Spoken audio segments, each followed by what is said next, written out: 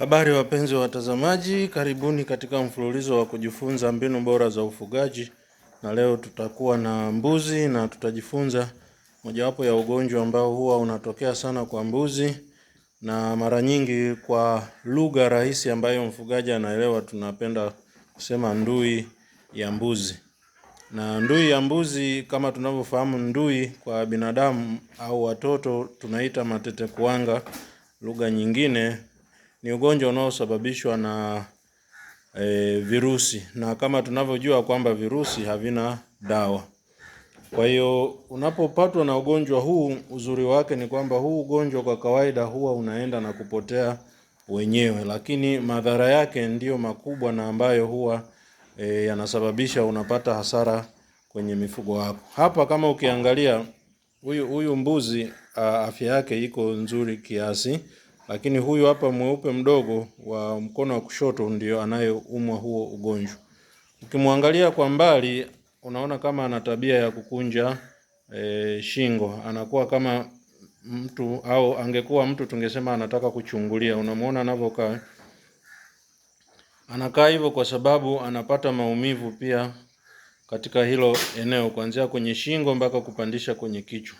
Lakini kiangalia mdomo wake una mapele, tutamuona akiwa jirani kidogo. Na mapele hayo yanakuwa yanauma na kuwasha kama ambavyo matetekuwanga kwa binadamu yanawasha. Kwa wale ambao walishaugua matetekuwanga watakuwa wananielewa vizuri. Na hata ukiangalia huyu mbuzi namna yake anavyotembea sio sahihi. Anakuwa kama amelewa, au ungeweza kusema ni kama mtu ungesema ni yule anayetoka kuamka, bado mwili haujakaa sawa, unaenda vile ambavyo haitakiwi kuwa. Kwa hiyo unapoona huu ugonjwa, dalili yake kubwa ni kupata vidonda kwenye sehemu ya mdomo. Kwa hiyo hapa kama unavyomuona anakuwa na vidonda vya namna hii, unaona hivyo vidungurushi vyeusi. Hii sio sawa.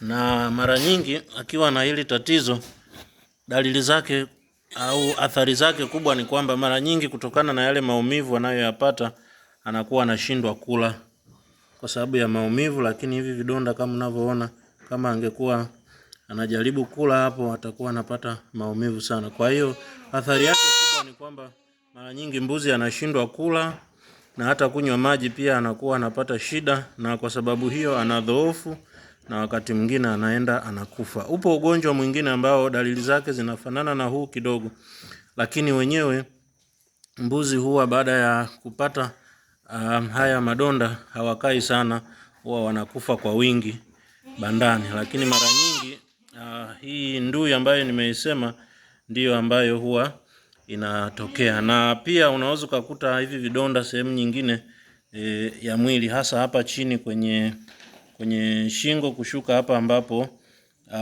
miguu inaota. Kama hapa unaona hii hapa, ukishika hivi unahisi kabisa ni kama vipele vikubwa na vinakuwa na mfanano kama uliopo huku juu.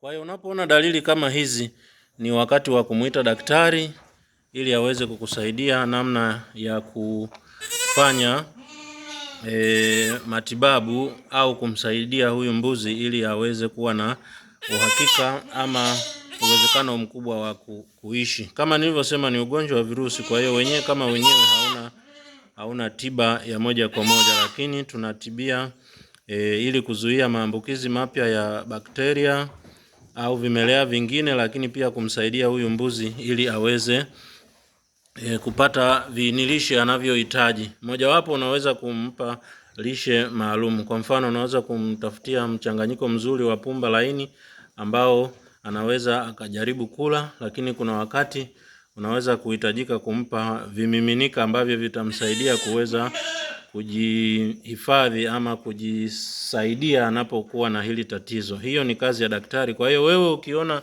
tatizo kama hili, basi usisubirie, muite daktari, atakuelekeza namna ya kufanya na yeye atakusaidia namna ya kumtibu huyo mbuzi.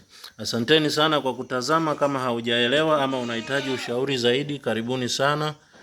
tuendelee kujifunza, na kama haujasubscribe bado, tafadhali fanya hivyo ili usikose kujifunza mambo muhimu yanayoweza kukusaidia katika ufugaji wako. Asante sana.